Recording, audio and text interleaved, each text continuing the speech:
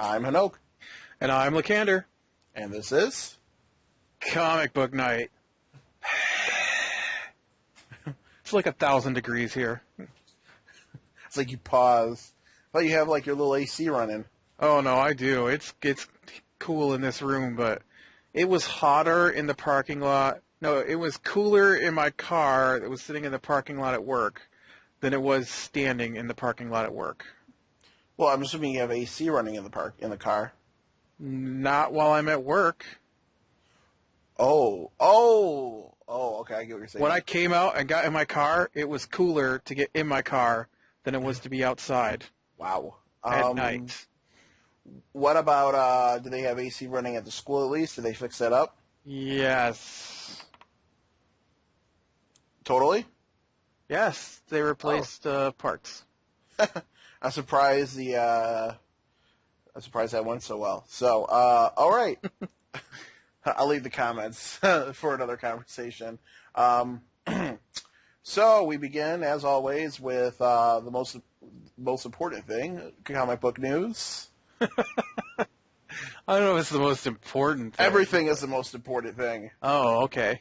Everything is important. Everything I say matters. Don't debate. Just accept.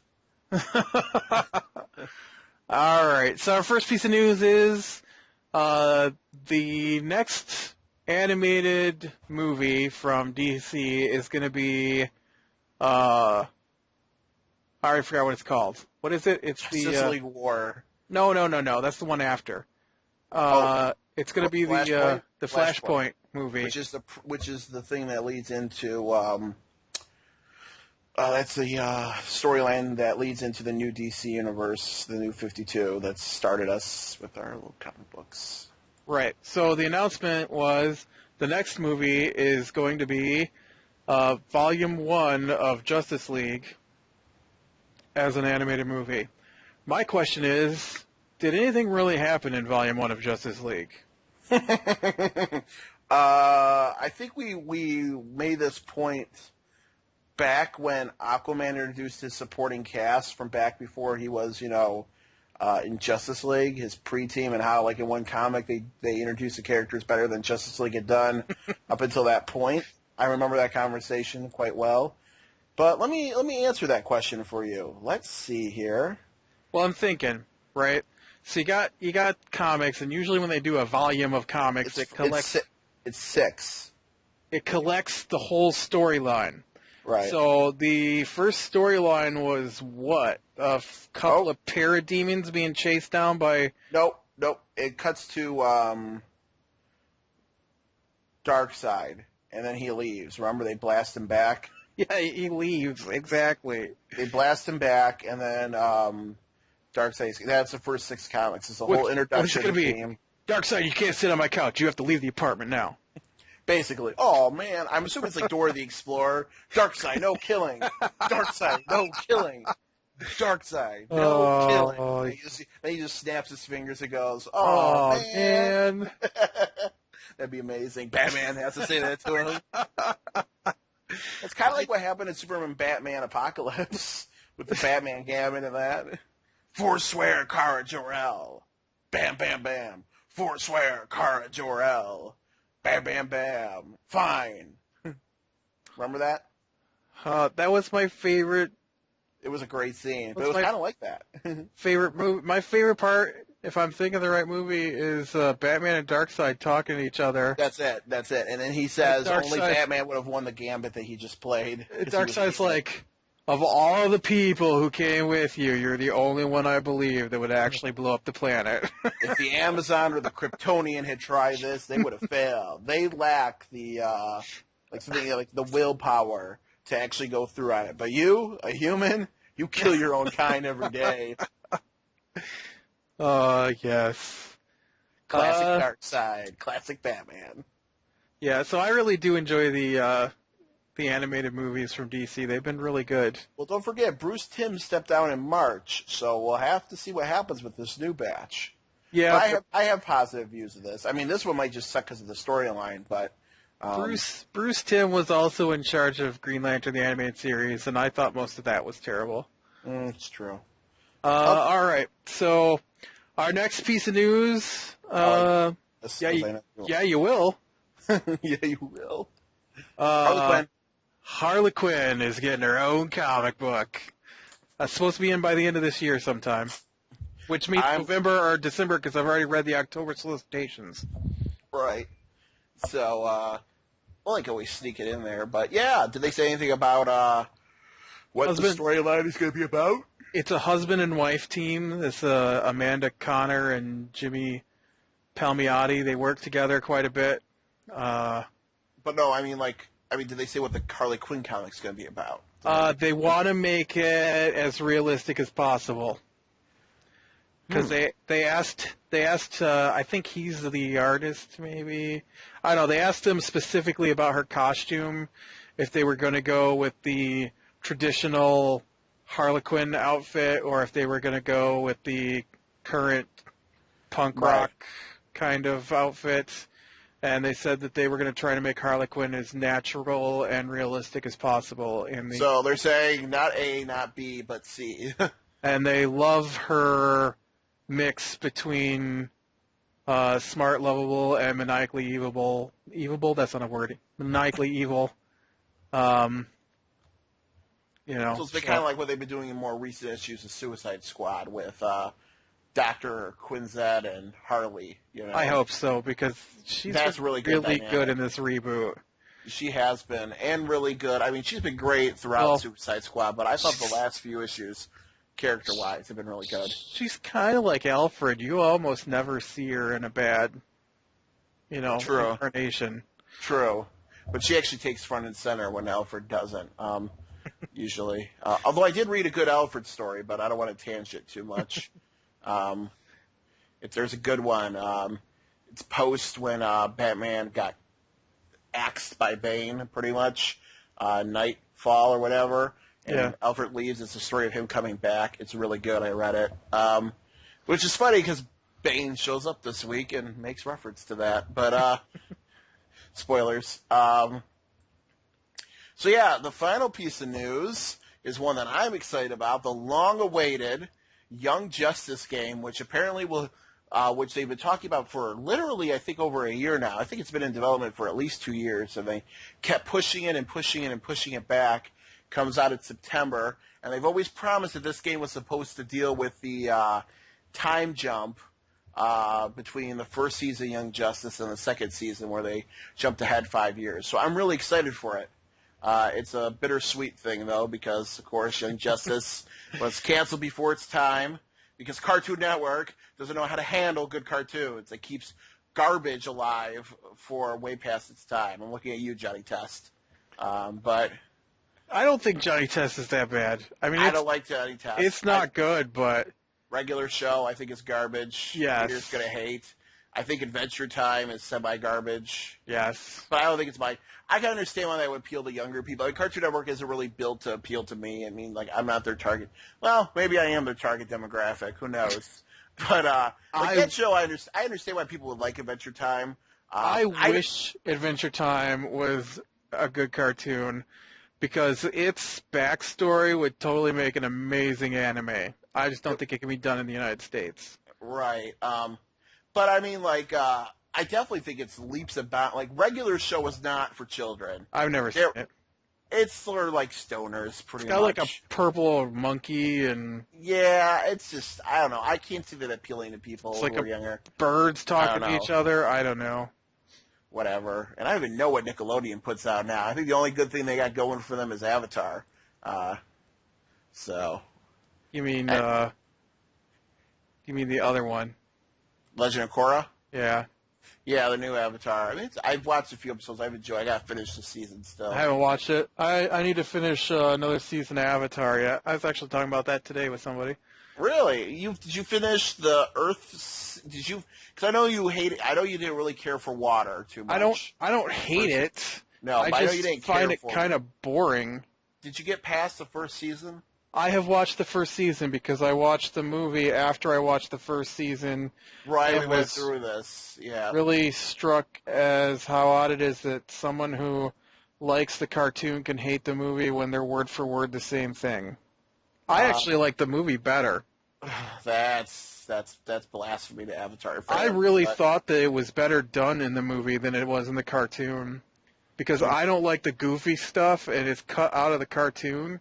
And I think a wall of water is way cooler than pulling water around yourself to make a giant monster to splash through the middle of town. Well, it was kind of like a Miyazaki thing, that final scene in the end of the first season. Yeah, but it wasn't done as good as Miyazaki. Of course not. It wasn't Miyazaki doing it. It was a pale imitation, but still. Anyway, Earth this 2... This is an awful tangent that we've gotten onto. We're not even on comic books anymore. We're not even in DC anymore. Besides, Cartoon Network has an amazing cartoon on right now called Teen Titans Go. God, I watched it. I watched the first episode. Oh, it's terrible. It was complete and utter garbage. I haven't watched this week's episode, but I watched last week's episode. Why would you want to? Because I watched last week's episode and I thought I could give it a second chance. Maybe I just caught a bad episode. I watched the first episode and I did not care for it. I watched an episode where Robin wanted superpowers. And so he put himself in a a teleportation machine, which I thought was a funny little nod to The Fly. And then he smashes the controls because they told him he needed a... I understood this was going to be goofy going in, and so I'm like, okay, it's funny. All the superheroes just deal with their villains while Robin's just beating on his, and or I guess they're all superheroes, but Cyborg just smashes his, and Beast Boy smashes his, and Raven smashes hers, and Starfire doesn't even realize that she smashed hers, and Robin's like, I'm almost done here, and the guy's just completely ignoring that he's even fighting Robin because Robin can't hurt him, and then Robin's all exhausted afterwards, and he's like, I'll bet everybody's muscles feel good and sore like mine do, and they're like, nah, and stuff like that, and so he gets mad, he goes down to his lab, he puts a Robin in one, himself in the other, and then merges himself with Robin DNA. And so the Robin was slightly funny because it was doing acrobatic flips and stuff and using a grappling hook. Just funny kind of pop in and out scenes. Although I didn't find them that funny because it's not really my kind of humor, but I could see where it's supposed to be funny. But Robin totally lays an egg and then cracks it open and fries it up with bacon and serves it as breakfast. And then Cyborg's like, I just washed my car, and the birds already pooped all over it. And then Robin goes, I'm sorry. Huh. Yeah, it was bad. It was bad. I can't remember when I watched the first episode. I didn't care for it. But it was bad. Yeah, there's a lot of people who enjoy that, but I think there's some of the same people who enjoy My Little Pony. Yeah, I went there. And you don't edit that out. I'm not gonna. That's facts. True facts. I'm not even touching My Little Pony. Okay, since we're apparently ranting now, you know what really annoys me? I'm ranting now. Okay, you ever heard of the term feels? No.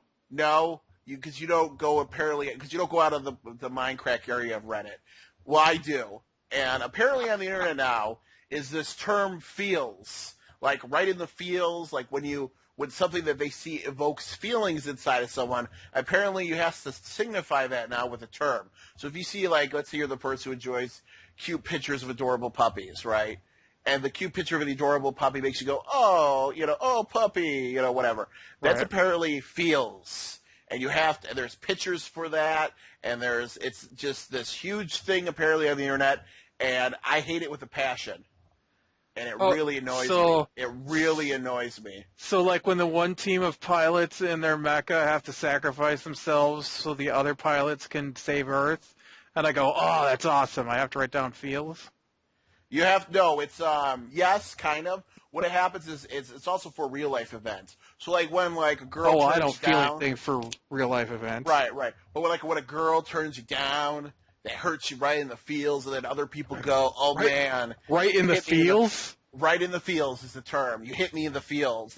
As if the feels are a physical part of your body. There's your heart, there's your spleen, there's your liver, there's your feels, and then you could get hit right in the feels. They are, but back in my day, we called them something else. This is a children-friendly podcast.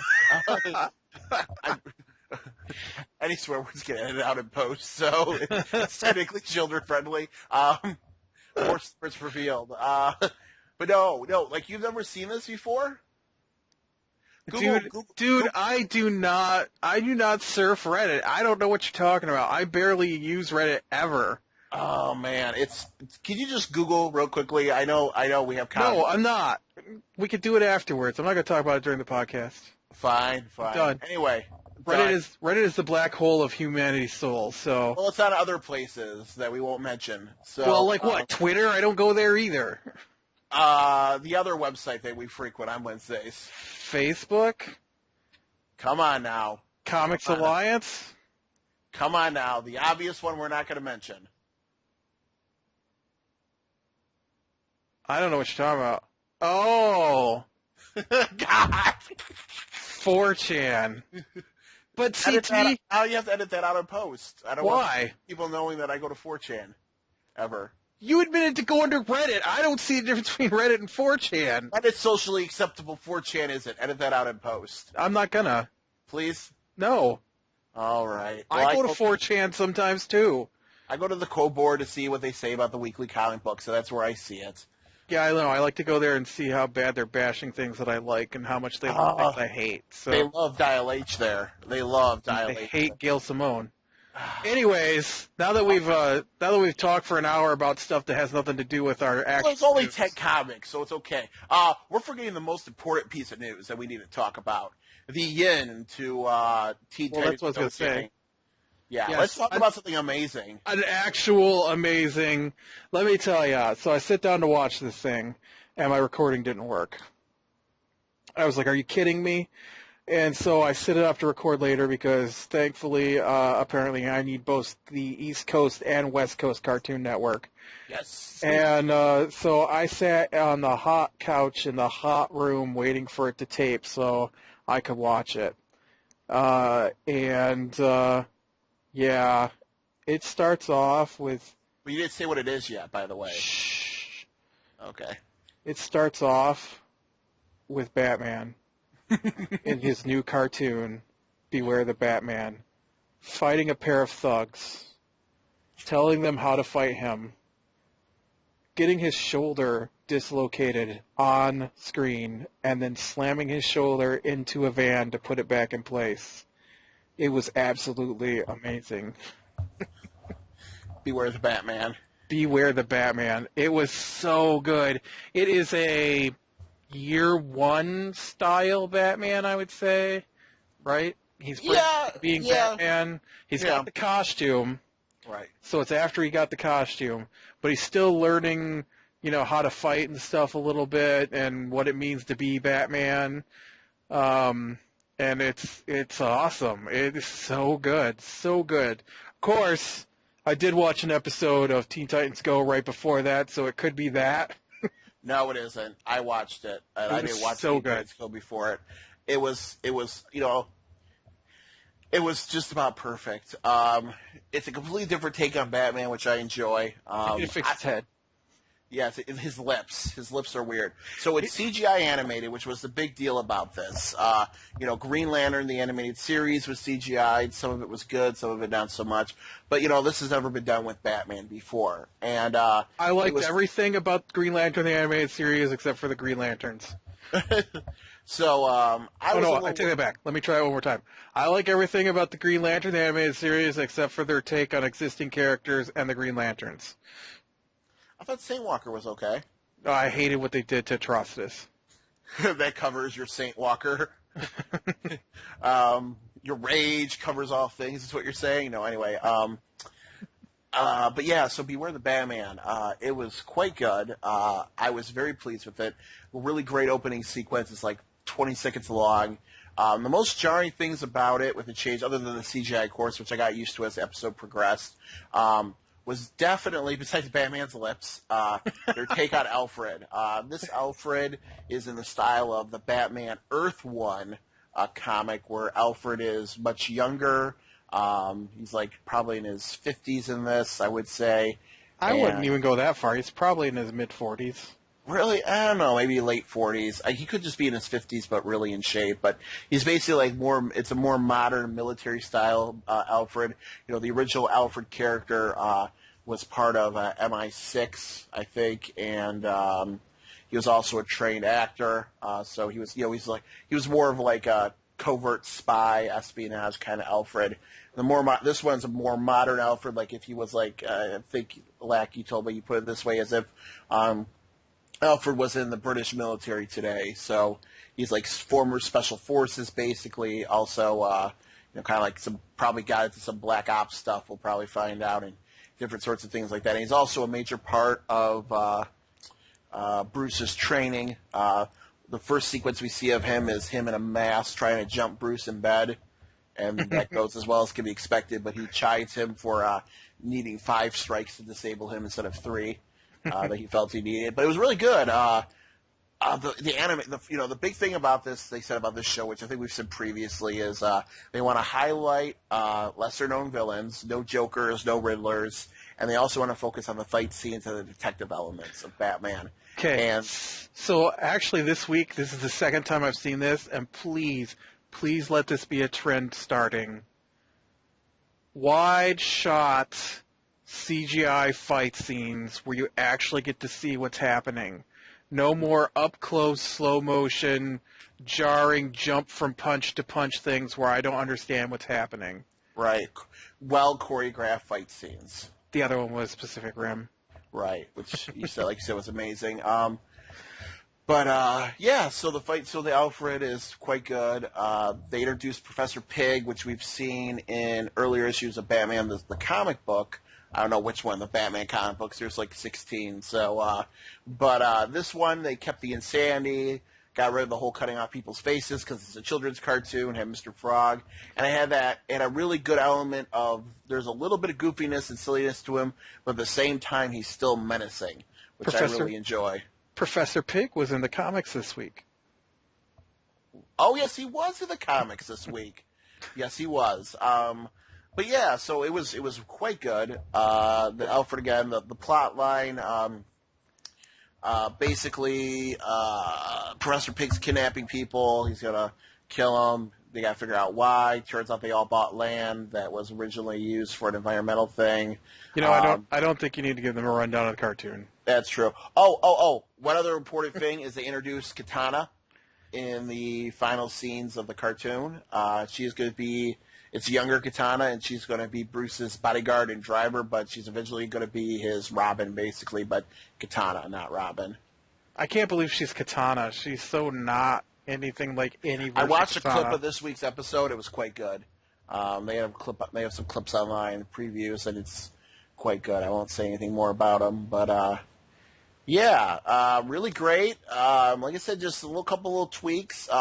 Really, the one thing I do want to comment on with the art style for the cartoon, is they had a really good fusion of like that classic 1940s Batman tone as well as like modern.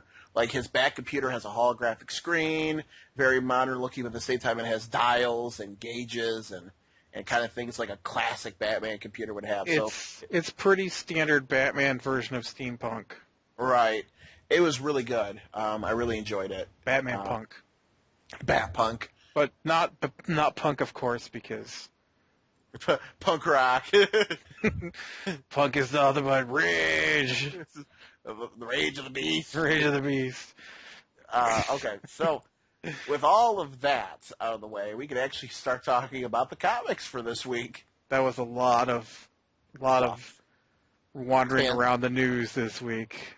Well, 10 comics, so it's all good. So what's our first comic? All right, comic number 1 is Animal Man. I really liked it. I liked it. So this Animal Man continues the storyline from last month. His daughter's in the red, dealing with them, while Buddy Baker stumbled onto these weird, like, chimera hybrid people They chase him out into the Splinter Folk we find out this week. And so we have these two parallel kind of stories taking place. Buddy's storyline is he finds, like I said, the Splinter Folk. They're using blood to try to basically fuse with the Red, to fuse with animals. They're former animal rights activists. They chain Buddy down and they take his blood. With the daughter, she's in the Red. Basically, we're seeing, now that she stepped into her role as the avatar of the Red, it's being reshaped to her unconscious will. So it's a little girly, But she decides she tries to bring back her dead brother by growing him, because that's what you can do with the Red, because it's all flesh. And she learns a very painful lesson that it's not that easy to bring somebody back to life. She's going to have to go hunting for his soul. They don't tell her it's impossible. They just tell her it's going to be harder than you think. It wasn't painful for her. She cried. I wanted it to be painful. She cried. One panel. Well, 2 tears in one panel. They had to immediately jump back to the real world because her mom was going to walk in. So it could have been done a little more horror. Yeah, well, they were doing a lot in this comic. I do agree. I think they're going to flesh that out next month. I did like that Brother Blood is back. Yep, that's the stinger at the end is the blood they take from Buddy Baker is going to be used for Brother Blood, who we previously saw in the Ravagers begin to understand the Red thanks to Beast Boy. Yes. So apparently he's now obsessed with it because Brother Blood. My favorite part in the comic was where they were about to chop up Buddy Baker and the press barges into the building. Thinking it's his new... I love when they're like, is this your new secret headquarters? Oh, man. Oh, dear. And they see these hybrid people getting chopped. Yeah, not so much fun following Buddy Baker around now, is it? I still like the fact that she goes around with a little Animal Man costume on. His daughter. Yes. I like that little touch. They do a really good job capturing her as a little girl. I do feel like she's a little girl. Like a weird little girl, but a little girl. Yeah.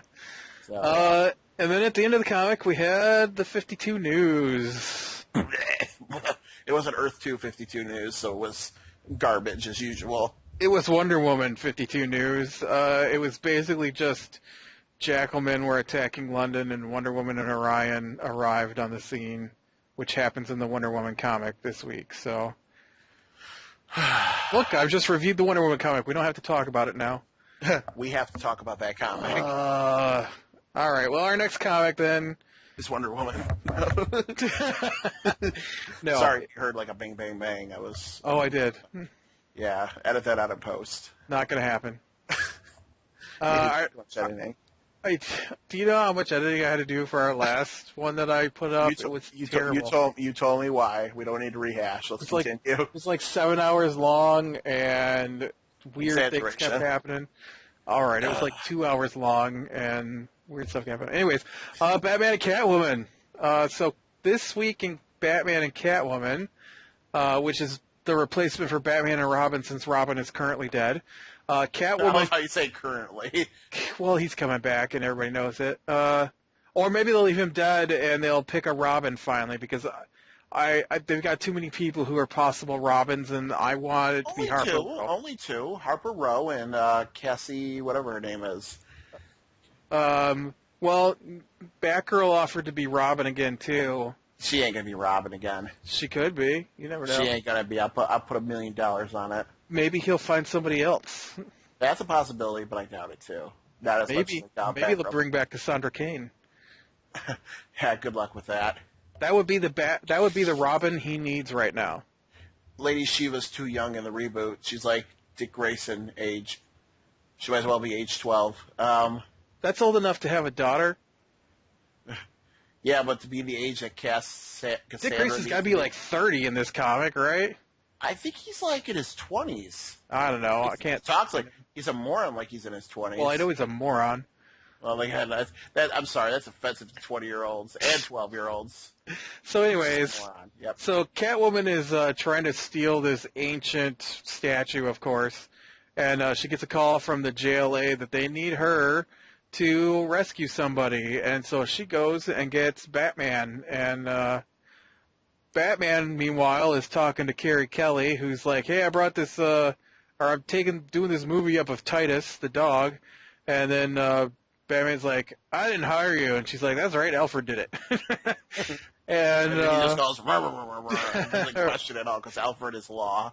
Right, and so then she leaves and tells him that on her way out the door that he better put her in contact with Damien.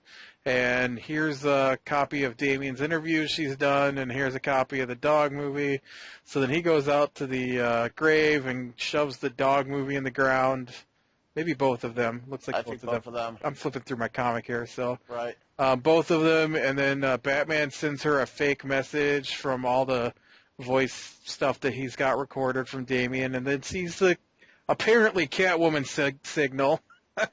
I love that. And it goes out. The Catwoman's like, "Yeah, you're coming with me. We're gonna go rescue somebody."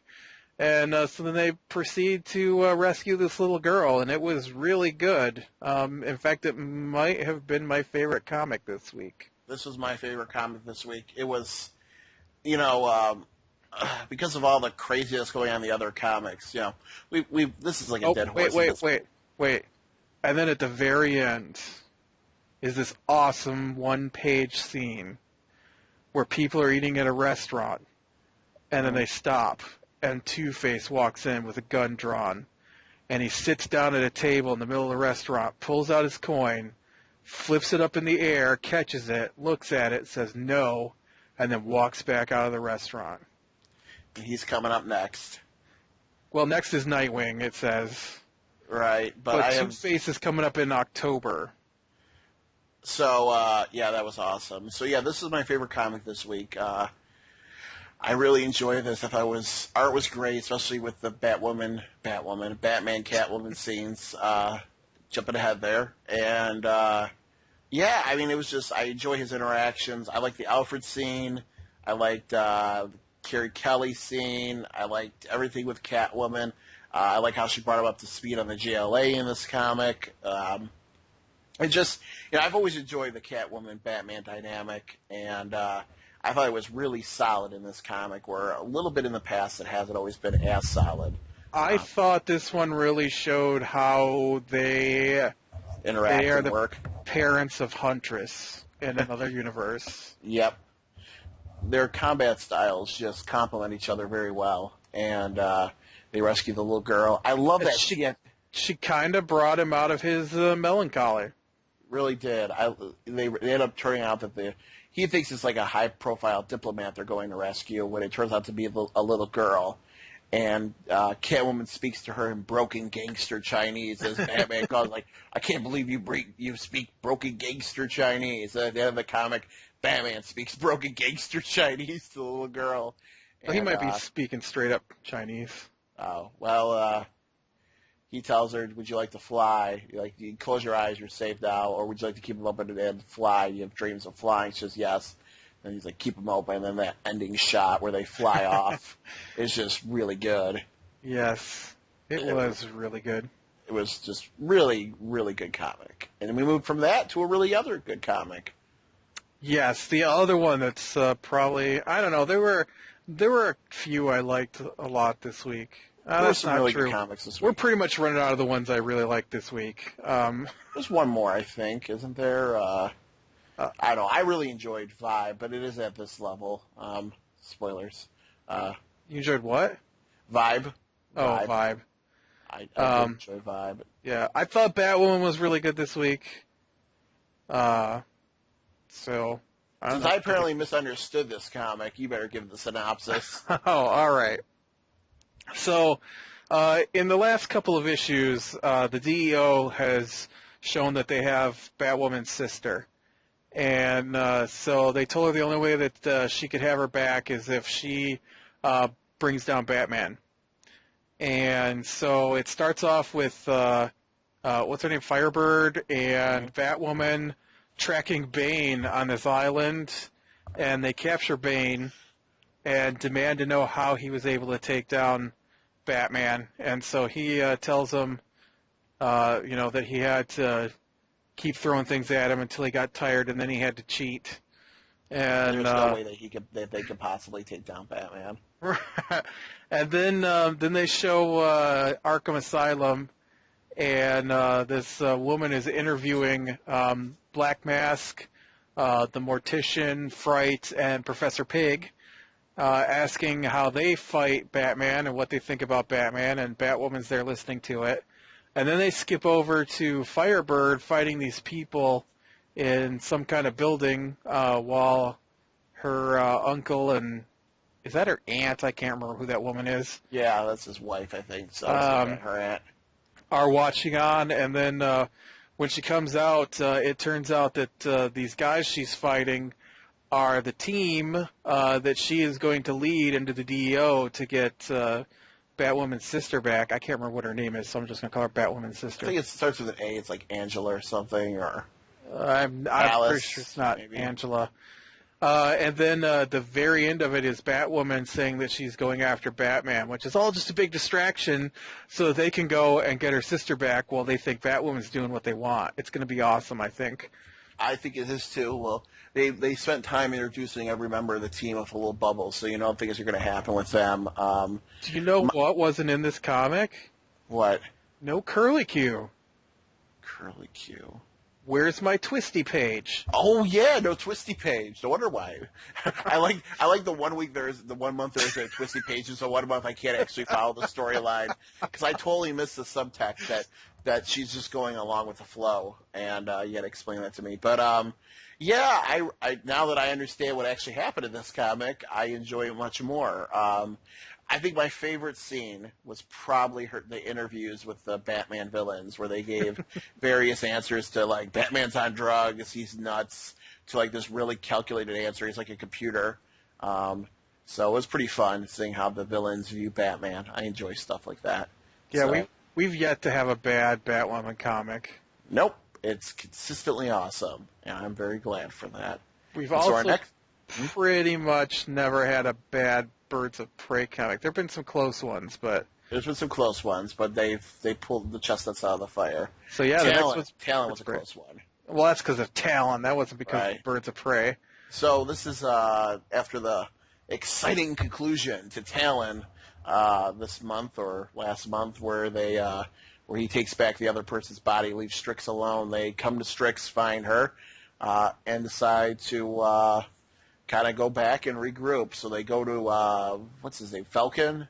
Vulture? Condor. I was running out of predator birds there. Eagle? Is he Eagle? Pterodactyl. Pterodactyl. Tyrannosaurus. They take... Archaeopteryx. You get my reference there? What? Pterodactyl, Tyrannosaurus. No. Oh, that's a Mighty Morphin Power Rangers joke. Anyway. Haven't we already discussed that I don't watch Power Rangers? I know. Okay, so they were out when I was growing up as a kid. Okay, so they go back to Condor's base, and then they cue the evil bad guy with his evil bad guy team, his evil bad guy plan. That Condor's Basilisk, yeah, which we haven't seen him since Suicide Squad, I think. I don't know. I have to admit, I had to read that woman's name like 7 times before I could figure out what it was. What was it? Cyclone. Oh, that one, yeah. I thought it was Tiscalon.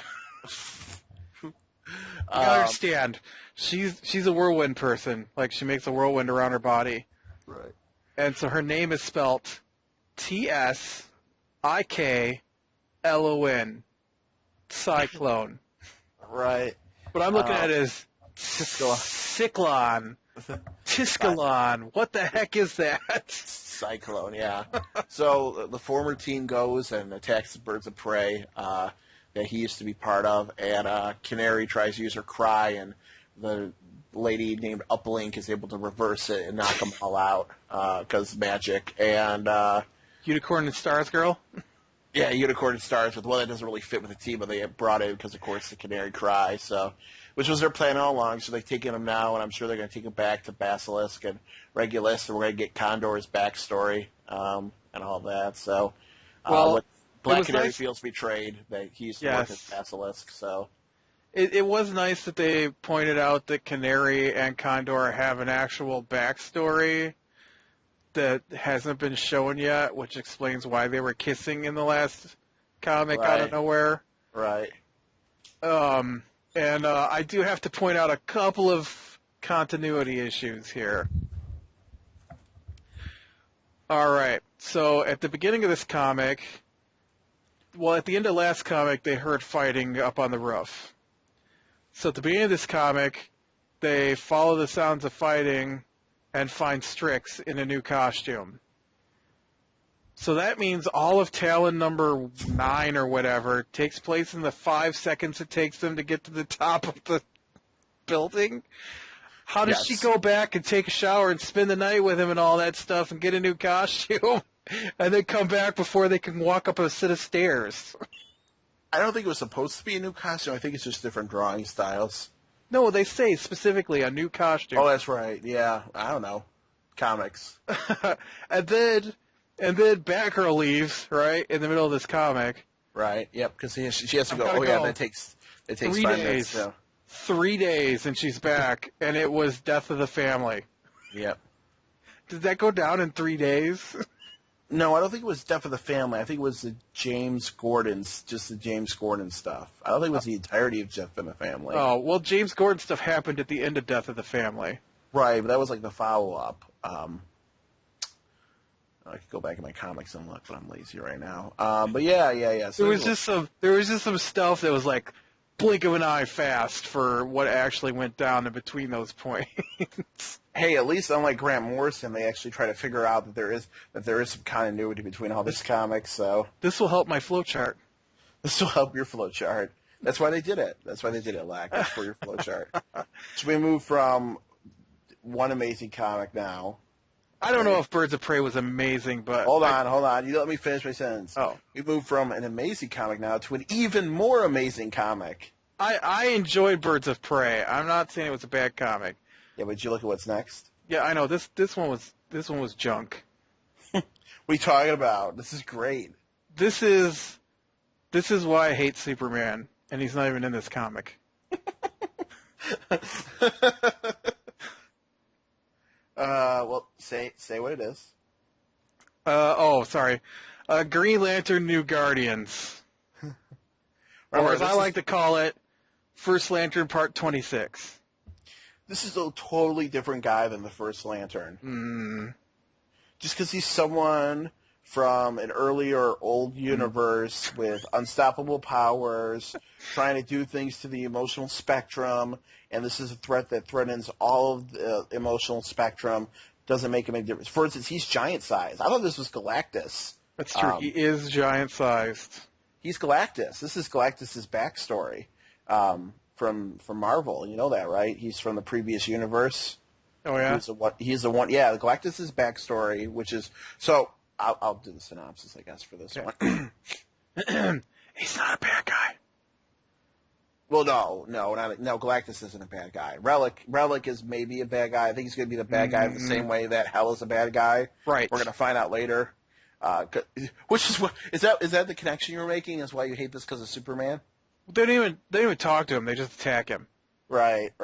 So what happens is we leave with the exciting cliffhanger of last month, where the Guardians decided to make Kyle Rayner their pet tour monkey and take him on a tour of the universe. They said, "Hey, remember this thing from like 20 billion years ago? Let's poke it with a stick now that we're out." Which is they came across the very nice but angry guardian of this place who said, basically, no, you don't get to poke it with a stick.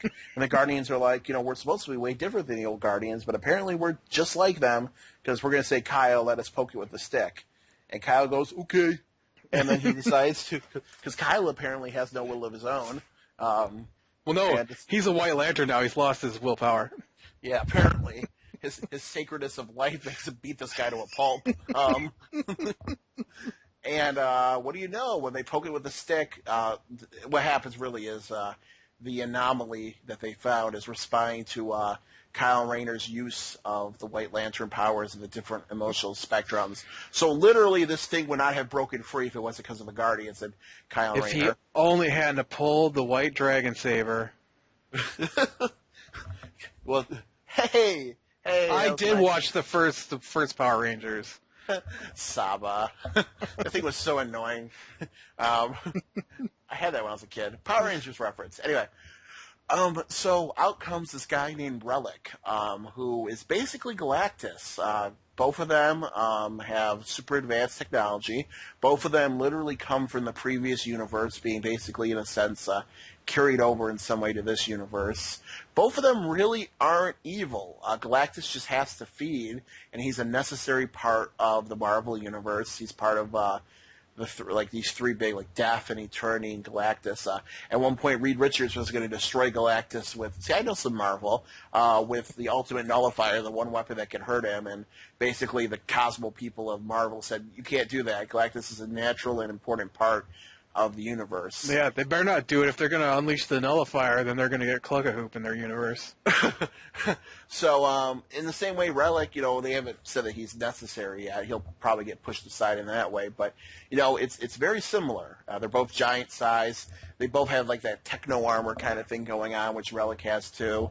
And both of them, when you first encounter them, don't always want to go and punch you at first. You're just so beneath them because of their power that they just look at you like, a fly, but they don't actually maliciously hit that fly always. If Galactus's hunger is sated, at that moment, whatever. So anyway, what happens to this comic? Well, we go Superman here. Hal Jordan sees something big and scary, and so he decides to respond with the only way that you can in the DC universe, by punching it really hard. Relic then begins... So hold on here. So Relic comes out of this big anomaly, right? Mm. And the first thing he realizes is he's still alive because his universe has been destroyed and he was there for it. Yep. And then he's like, I can't believe the cosmos survived. And then he realizes that it's not his cosmos and that things are different. But the thing that helped destroy his universe is there. The Spectrum. Yeah, it's revealed in this comic that the emotional spectrum somehow played a part in Relic's universe being destroyed, and Relic then begins analyzing all the technology around him, inadvertently killing some people in their spaceships that were basically sitting around trying to poke it with a stick, too. The Guardian guy says, I can't believe you poked it with a stick. You guys need to get out of here. They beat him up again, and then they decide to team up because they have to stop Relic because he seems to be spreading out. Guardians realize that they messed up bad. And I'm pretty sure that they destroyed his universe too. Probably, I'm assuming. So Kyle Rayner gets captured and analyzed, and while that's going on, the Guardians decide to Zordon beam up Star Sapphire because of her connection to Kyle Rayner. Did her and Kyle Rayner have an affair while I wasn't looking? It might have been remember Green Lantern's never really rebooted, so it could have been pre-new DC Universe, so we just don't know. I'd have to check out their wiki pages, but because they're like, you have a connection with him. What connection are you talking about? Right. So I don't know. I mean, I thought she was like madly in love with Hal Jordan. So only from a distance. Oh, right, because she doesn't want her love to be destroyed. Anyway, she just calls BS on all this, but decides to help him get Kyle back. He's basically put Kyle in this kind of Matrix-like state. Yeah, makes him paint pictures, and Kyle gives him every information he knows about the emotional spectrum before he gets broken out. The top 10 sci-fi movies from like 1979 to 1989, I think was one of the things. Let me look that up. It made me laugh. Where is it? Oh, that's not it. Oh no, that's where Carol's talking. So here it is. Okay, so I already did the alphabet, the history of the core, the intergalactic atlas, top 10 science fiction movies of the 70s. Why does Relic care about the top 10 science fiction movies of the 70s? I'm assuming because it's a lot like the Guardians of the Universe. That was the funniest thing. It cracked me up when I read it, then it's cracking me up now. So yeah, he's very strange. But then it ends with the, of course, cliffhanger that Relic threatens the entire universe, just like the first Lantern. Relic says he can't be using the white light. There is no such thing. Right. Ba-dum-bum. But yeah. Then he stargates out. Yep, pretty much. So here's my question. I actually didn't hate this. No, it wasn't bad. I mean, Kyle Rayner was stupid. The Guardians were stupid. But It's a very far... It's better than I was expecting it to be. Well... It was a lot better than the last comic. But you know why? This is why. I'm noticing something. If a Green Lantern comic does not contain a Green Lantern... it's quite good, except for Larfleeze. It's usually... in his own comic. Right, it's usually better. Here's my question to you. So the whole big deal about Relic, apparently, I mean, unless he decides he's going to destroy this universe, quote unquote, is the idea that he's going to get rid of the emotional spectrum, the harnessing of it, obviously. Is that necessarily a bad idea? I don't know. Let's look over. Would this universe be better off without the Green Lanterns? Yes. Would this universe be better off without the Red Lanterns? Really, at an objective sense, probably. Violet Lanterns, probably. Without Larfleeze, yes. Every corps but the Blue Lanterns, I could argue, should be destroyed. And the Blue Lanterns can just convert to being Buddhist. Pretty much. And even the Blue Lanterns would probably say if it increases more peace, they would willingly give up their power. Right. I'm sure they're not going to in this, but we'll see how that interacts. But yeah, so I'm sympathetic towards the villain more in this comic than the heroes. I predict Guy Gardner is going to punch him to death with his bare hands, 1900s fisticuff style. I predict that he's just going to tip him over and then they're going to bury him in a hole. But only after 2 weeks of trying to get him there. What, you guys are almost got where you need to be? I'll push it the other way. The Guardians will go, that's good enough. Bury it with enough dirt and we're okay. You are now the leader of the Green Lanterns, Guy Gardner.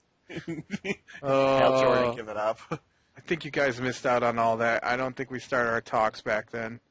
One of the reasons why we hate Guy Gardner. One day when we get to doing our recap episodes, we'll have to talk about that. Right after I use a fork to claw out my eyes so I don't have to read any more Guy Gardner.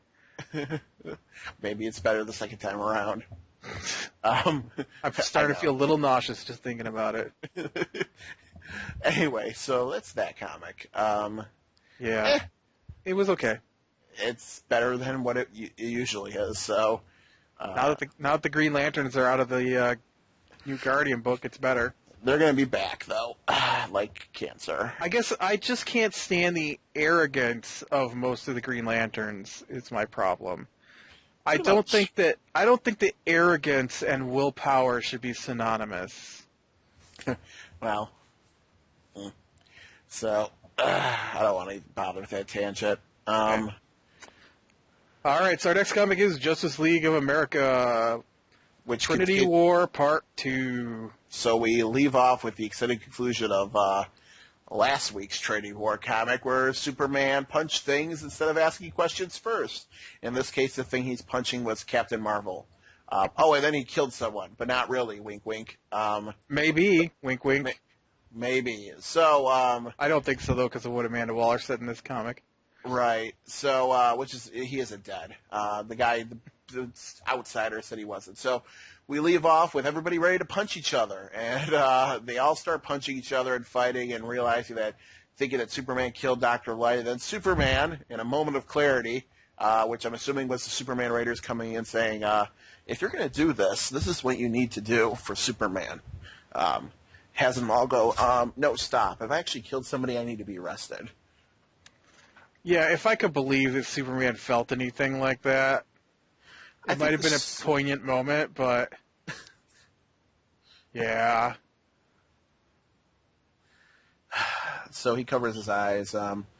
So they lock him up, and everybody decides to get together and have coffee, which is basically what I consider the next scene after that.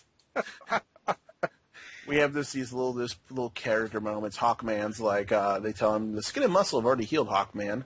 That part made me laugh. Because it healed wrong. So open him back up and fix it. Here, use this. And he hands him one of his daggers. The look on that doctor's face was awesome. And Green Arrow and Simon Bass say that he didn't do it. And I like Aquaman. He's not even looking at him. Don't even touch the trident. How you feeling, Flash? And then they're all talking about what's going on. And then he's like, who gives a crap? It's Captain Marvel. I'm not with either league. Can I just go now? I think it's better you stay, Shazam. You can't make me. I'm pretty Then sure Zatanna might be able to loop him long enough. yeah, She Adam knows how to use her magic. Adam is all crying about being a betrayer, and then Amanda Waller asks Firestorm if he can make kryptonite. Yeah. So then Steve and Wonder Woman are like, Superman shouldn't be kept here. Batman rightly points out that he's coughing. This isn't Superman. Things are suspicious. Amanda Waller is like, things are suspicious. But Superman's all moping. And so then we have the scene of, I like this scene with Wonder Woman. Did you like the scene with Wonder Woman? I don't like Wonder Woman. I am biased because of what scene? The scene with her and Batman, or the scene with her and Hephaestus? her with Hephaestus. Although I felt bad for Hephaestus because I like Hephaestus. The narration was pretty stupid, but the real question is, where do gods turn when they can't solve a riddle? That's your guy talking. Oh, the question? That's not narration. That's the question. Oh, yeah. Well, all those little square ripped off paper things. Yeah. Well, I didn't care for. We'll get to the question, but that's your boy. He started the comic, and you didn't even talk about him yet. I was waiting till the end to really talk about him. I don't really know anything about him, so. I do. So. No, I did not like. I did not like her reaction to Hephaestus. I didn't think there was any reason for her to go to a former colleague who she worked with and grab him by the throat and threaten to kill him if he didn't tell her what she wanted to know. See, I thought it was really stupid, but then it reminded me of the first. I was like, oh, this is Justice League #1 Wonder Woman, and who uses swords for ice cream. And Hephaestus has a different story than they showed in the Pandora comic for how the box got opened the first time. Which I'm assuming is part of it. He and the others used Pandora to open it. I guess maybe that's why they just planted it there. They just dropped it there. It was clearly in a forest next to a tree in her comic, and he says that she got it from a temple dedicated to him in Athens. Oh, that's right. Yeah, so we'll have to see what happens. So he's like, just destroy it, though, if you get your hands on it. Yeah. And then comes probably the best part of this comic. Wonder Woman turns... That's because Constantine's there. Yeah, Wonder Woman decides, you know what? We need help. And so he goes to Constantine, and we have this great exchange. Constantine's like, this crime scene is magically cloaked. To human eyes, maybe. If you're here to take me in, why? Have you done something wrong? And Dead Man's like, I take it you two don't know each other. I don't know any of you, Dead Man. But apparently he knows his name. But I need your help. I need the Justice League Dark. It was really cool. Of course they need the Justice League Dark. They're dealing with Pandora. And then the dramatic reveal at the end is Steve Trevor goes and rescues Superman. But it turns out it's a question who says, don't you want to find out who really killed Dr. Light? And next they'll continue in Justice League Dark. So, yeah, so the big thing, we talked about most of this. There's really, I don't think there's much to hash out. But the question, so he never had this power of duplicating people's faces. So this is a new power for him. I just can't get behind this new question. The more I find out about him, the more I want to know what his sin was. I don't know. Hopefully they do something interesting. So Pandora opened the box and has to hunt down her sins that she released. Iscariot betrayed Jesus for 30 pieces of silver and has to hunt those coins down. And the question can't remember who he is, and he has to keep asking questions until he asks the right question. So did he answer the question one day of who he is? Did he cover up with truth?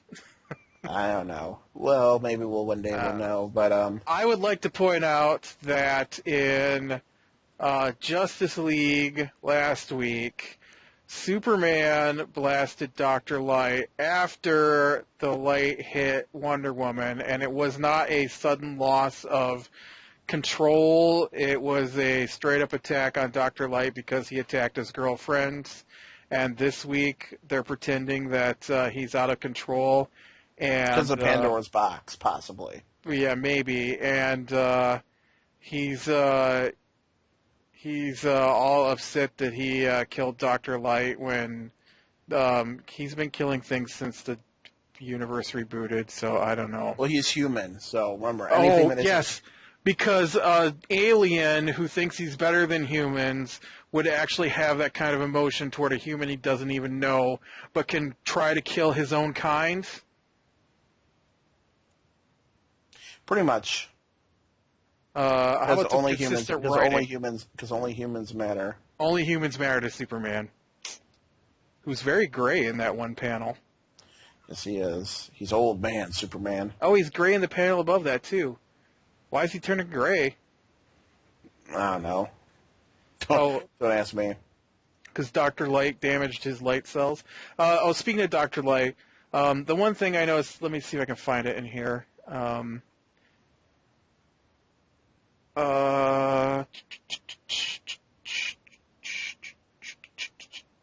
Right here somewhere. I swear I read that this week.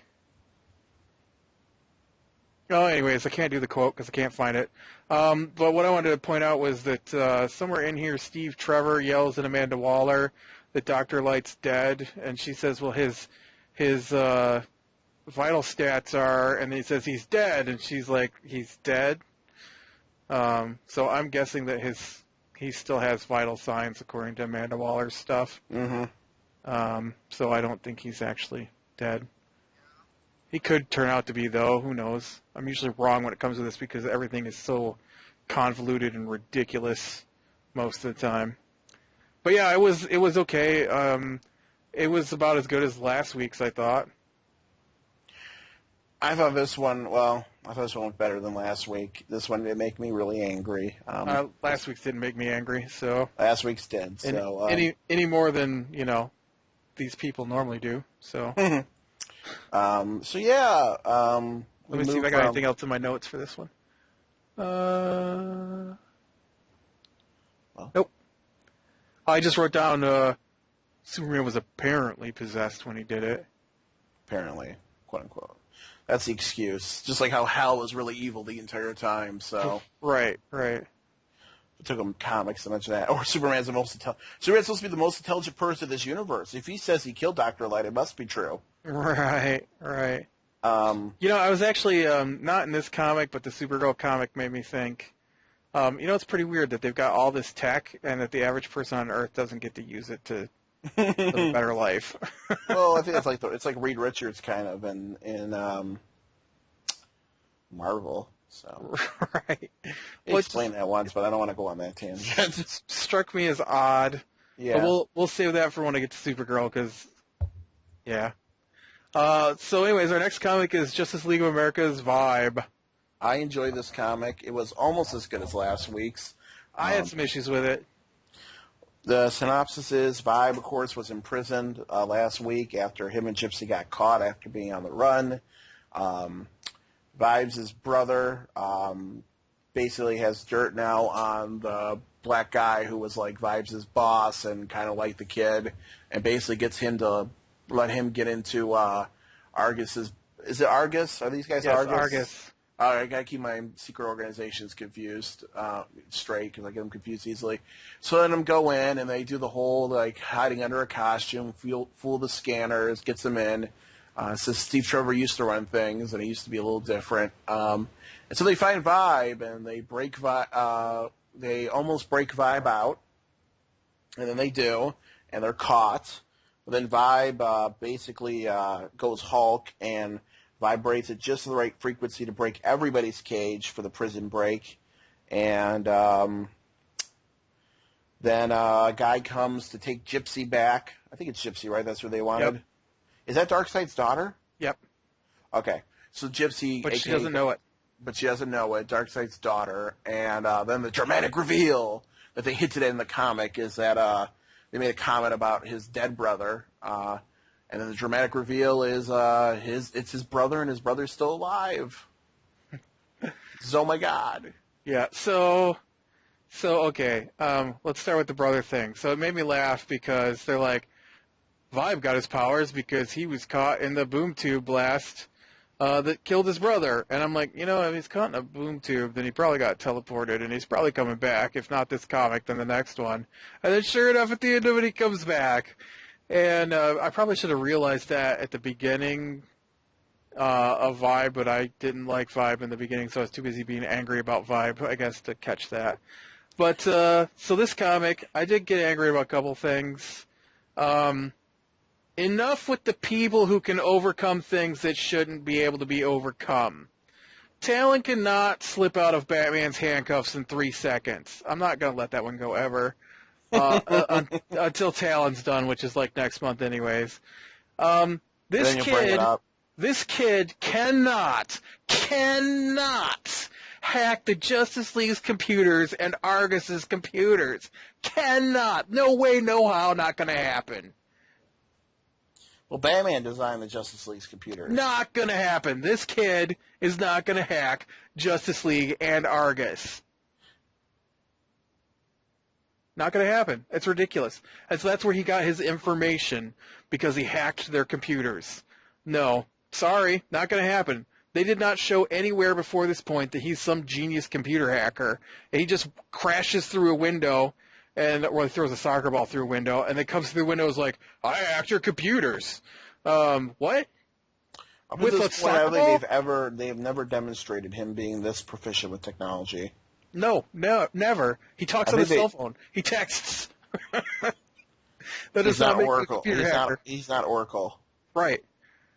And then, okay, so when they break Vibe out, this genius computer hacker who not only hacked Argus's computers, which are run by Amanda Waller, so I can only assume who's the most paranoid lady in the DC universe. I can only assume that she doesn't want Batman, because Batman hasn't found them out yet. So their security is on par with Batman's security for computers. So they go to the cell, which is electronic, and he does this amazing job of hacking the system. Or no, wait, he pulls a gun and shoots it. Right. Because that's how you hack an electronic cell. Well, they were just about to be captured, so. Well, yeah, because he's a genius hacker. He couldn't hack his way in. My codes aren't working. I got an idea. Well, they did say that they were already expecting him. Him. So, he's a genius hacker. He should have already known all this. He should have downloaded the floor plans. Should have just had the codes to let himself in, back doors and stuff. Should have called Catwoman. Catwoman could have got in and got out without anybody knowing. I would have believed that. She's at least a genius level computer hacker, so. And then I think that was it. I think those were the only parts that I thought were ridiculous. So, yeah, overall, it was definitely ridiculous in some parts. It wasn't terrible, but it wasn't very good. Better or worse than Justice League America? Worse. It's fair. I agree with that. Not much worse. No, almost on par. Not like the next comic. How many speech bubbles were there? 10.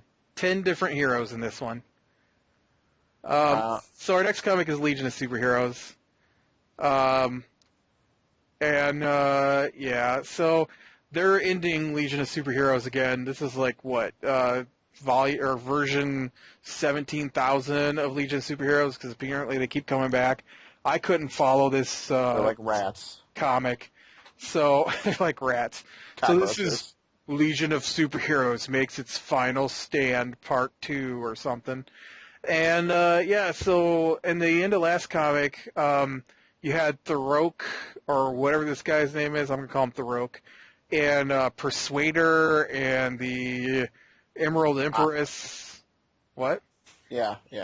All attacking, and they couldn't fight back, and he's defeating every single one of them, and there's the giant Prometheus thing, the Promethean giant, sorry, I got that backwards, and I'm like, okay, so they can't fight him, he's killing them off, he's killing all of them off, and then, you know what happens?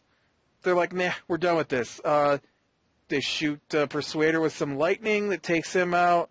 The telepathic girl shuts down the human side of Emerald Empress, so that the eye thing that lives inside of her can't apparently stop her, and shuts down the Empress's body. And then some Sub-Zero kid freezes Tharok, who's a quantum ghost now, and sends him to Sub-Zero, or no, Ultimate, what is it? I can't think what the term is. Absolute Zero. So that his quantum cells are frozen and he's dead now too, and they wake up the Promethean giant, so that it's no longer under Thorok's control. And that was it. That was the whole comic. And I mean, seriously, that's all that happened. And I'm like, they fought and fought and fought, and people died. And then suddenly they're just like, we're going to get serious now. You're done. Bye now. So they're like, oh, yeah, we've only got one comic left. We need to wrap this up. And, the one thing in here that did make me laugh is that they have a superhero named Karate Kid who's a master of martial arts. Did they steal him from the 1980s? It reminds me of actually that one Marvel character that does that with that one punch. You know what I'm talking about? Right. Teams up with that one large black guy who's like invulnerable. What's his name? Dragon something. He does the Dragon Fist. Right. Is that his name? Is Dragon Fist? I know who you're talking about, though.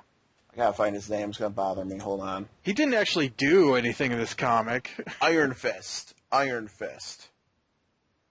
That's the guy's name I was thinking of. With his magical Iron Fist punch. I want to know what happened to the ghosts from the last comic. I really expected them to play a part, and they weren't even in this comic. We're getting canceled, so we have to wrap that up. Sorry, buddy. But I found it to be very anticlimactic because they really... Because it's Legion of Superheroes? They really led up to this was supposed to be some amazing, end of the Legion fight, and they're just like... It's almost as if this is one of the reasons why they might have been canceled. Well, I've actually been able to follow it the last couple of comics, so... Well, they got to wrap things up, so... So that was Legion of Superheroes. It was as bad as it normally is. I'm sorry for all you Legion of Superhero fans. None of you, because only one person listens to this. That we know of right now. That's true, that we know of. By the time I post the backlog, it'll be like 50 bajillion people. Right. Or, 2. Which is an increase of 200%. That's true. So our next comic is Supergirl. So, this is the introduction of Cyborg Superman, a recurring Superman villain in the Superman universe. Not a big, knowledgeable person when it comes to Cyborg Superman. Let's see here. Let me give the synopsis for this one. Let me tell you what I know about Cyborg Superman before this. Once upon a time, Superman died. Well, actually, he faked his death.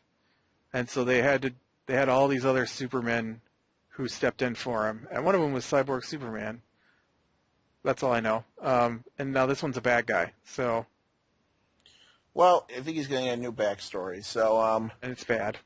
So Supergirl is, I'm assuming it's going to be Brainiac related, or maybe Kryptonian related. But Supergirl is on the planet still that can mimic memories and recreate them. And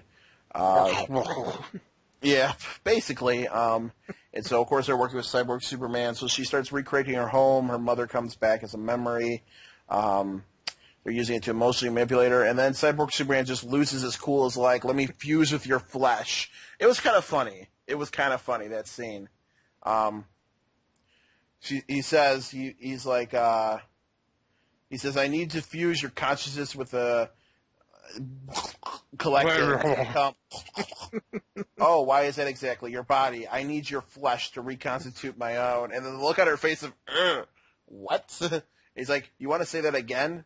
I couldn't hear you through all the creepiness coming out of your mouth. That did make me laugh. And then he just loses his cool completely, which makes me think he really is Superman. I tried reasoning with her like I always do with people, trying to punch things. Or in this case, claw them to death. So then she takes off, and since she's basically given all her memories now to the planet, they send a bunch of angry Kara clones after her. She takes them down, and then they're going to send an angry everybody she's ever met in Supergirl after them. All my sorrow, all my hate. Shining eye blast. And then she killed something with her eye blast this week. It was kind of goofy. It had a couple good moments, but that was it, by the way, for the comic. That's all that happens. It's now an army of everybody she's ever encountered is coming after her. Which I don't understand how that's any different than the Supergirls, because I'm assuming they're not any different in terms of strength, because, like, the Flash is flying, I think. So, like, I don't understand how that's more effective. I don't know, it's supposed to be, like, psychological or something, but And they hint, I think, he's either going to be Kryptonian origin. He's got like a tragic backstory, but he's either Kryptonian or Her father made him. Brainiac, yeah, or his father made him. My issue is this. We as humans on Earth, in reality, currently have the technology to grow cells. Why does he need her flesh? Because he needs it to. I think they gave some BS like memory fusion dance thing. I don't know. It was confusing. It didn't really make much sense. He already drained her memory into the planet. He already has her entire memory. That wasn't enough to reconstitute his. He needed, quote, her flesh for his flesh. He has a real eyeball. I could take a needle, take one cell out of his eyeball, and grow more cells, and we almost have the ability to revert them into stem cells, and he could have anything he wants. And that's on Earth. He's on a planet that can mimic anything. I'm pretty sure he has the technology to do it. I don't know. I think he wanted to fuse into her body too and take it over, maybe, or something. I don't know. But I love how they're all like careful. Like in this comic, and the last one, like don't spook her. Don't mess with her. Let's just be very clever and psychological, and we'll earn her trust. And the moment he messes up and says something really creepy, after all this planning, he goes, all right, subtleties failed. Time for Claw. Your body, I need your flesh to reconstitute my own. Not true. Look at me. I'm incomplete, half made up. You will make me whole again. I will be perfection. Please, I need a Kryptonian body. You are the key to my restoration, and I will not let you get away. That's how she's like another creepy guy. I don't get it. Seriously, he does not need her body to reconstitute flesh. There isn't enough flesh on her anyways to even cover his arm. I hate to tell him this. She's not a very big person. You need to grab Power Girl. She's got plenty of flesh. Power Girl is more likely. That isn't even what I was referring to, Jerry. No, I bet that actually in general. I wasn't actually referring to that either until you made that joke. So, I mean, she's bigger all around. Yes. She's more fleshy. There might be. I mean, these are comic book people, so Cyborg Superman is standard giant man-sized. Not Rob Liefeld. Well, no, not Rob Liefeld blown out of proportion, but yeah, you need like Rob Liefeld Batman. He'll totally give you like he has enough flesh for like 12 Cyborg Supermans. You know, Cyborg Superman is probably like 6'5", and Kara is probably about 5'6". Cyborg Superman probably would be about 220, 250 if he was human flesh. Kara might be 90. He could possibly cover the front of him with her.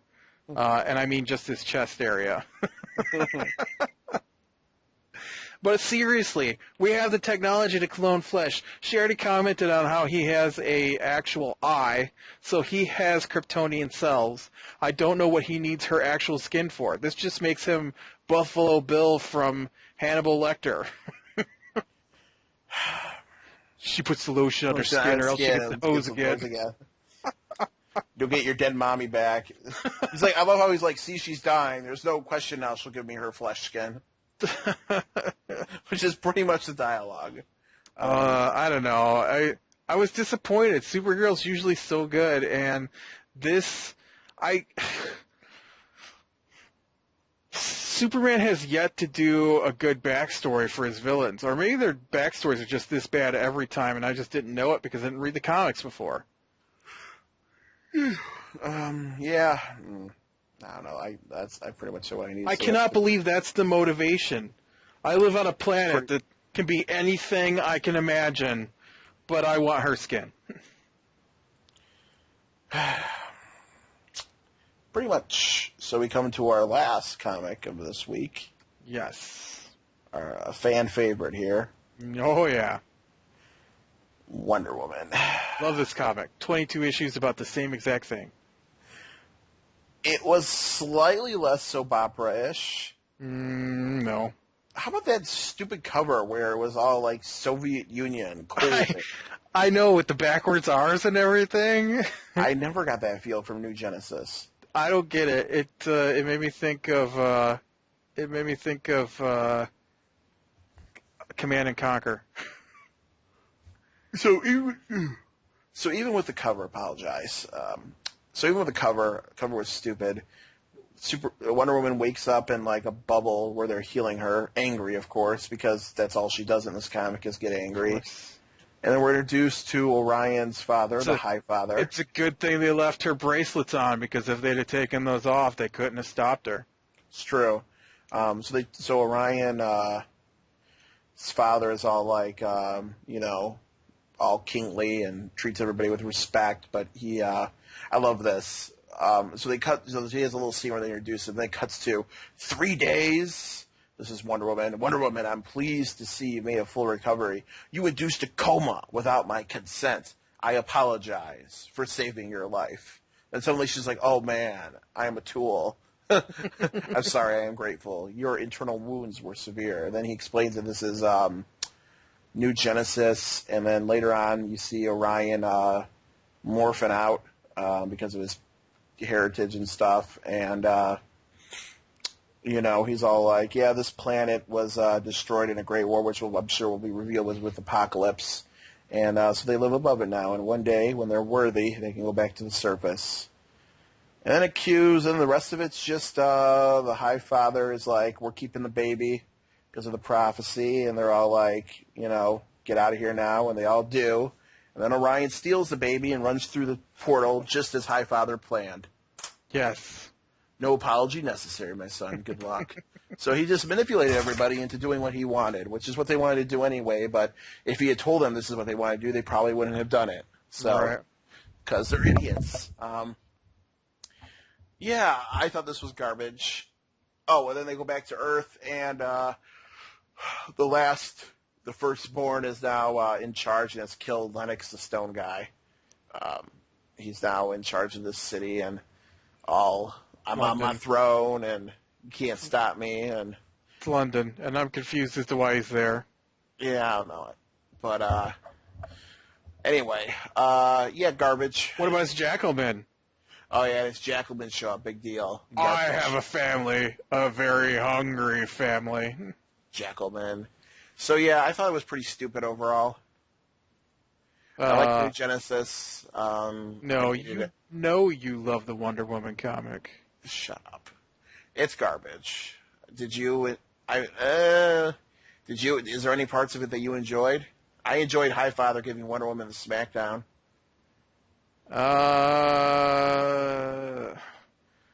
They're trying to make me care about Orion in this comic, and I'm sorry, but you've ruined Orion up until this point, and you can't. This is like, look, see, he's deep, he's metaphysical. See, this is why she has an attraction to him. This comic makes me see where there is a potential buried deep. So like Dial H, basically. For a Wonder Woman story I could enjoy. They're not going to deliver it because the other stuff is ridiculous. Right. But I could really get behind this whole interstellar New Gods War thing. But everybody is terrible. Like, all the characters are terrible, but the idea behind it seems pretty cool. Pretty much. So that's the comics. What was your favorite this week? I want to go with Batman and Catwoman. You're so indecisive. Batwoman and Catwoman. Batman. I meant Batman and Catwoman. I'm giving it to that one too. I was looking at my notes, and they're in alphabetical order, so I was looking at Batwoman, Batman, and Catwoman. It was really good. Batwoman that's my choice. Second. Batwoman, Batman, and Catwoman. Yep. I think Batwoman was a close second. Least favorite comic this week. Wonder Woman.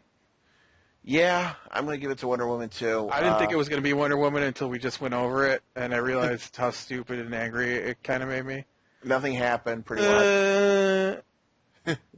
No, Wonder Woman, because I have never liked the Wonder Woman comic. It's true. And Legion of Superheroes as well. It is what it is. It is what it is, and it's out the door. So it's got one more comic, I think. Pretty much. So that's about it. What are you endorsing this week? I have no idea. You have to think of something. You have 10 seconds. Steam Summer Sale. Didn't we endorse that last week? No, because it wasn't going on last week. Ooh, yeah, definitely this. Oh, you stole mine then.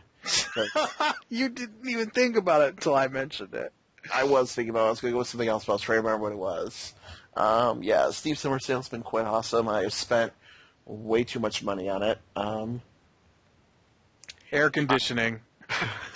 You know what? I'll endorse that too. But I'll also endorse It's so hot. Coca-Cola slushies because I have a craving for one right now. Gross. Slushies. I hate ice in anything. I love ice and things. Gross. Hate it. Hate it. Haters gonna hate. You know what? No, I take that back. I'm endorsing Beware the Batman. Oh, that's true. That was good. I'm endorsing that too. I'm endorsing all these things. I'm looking forward to Saturday for the next episode of Beware the Batman. Definitely. All right then.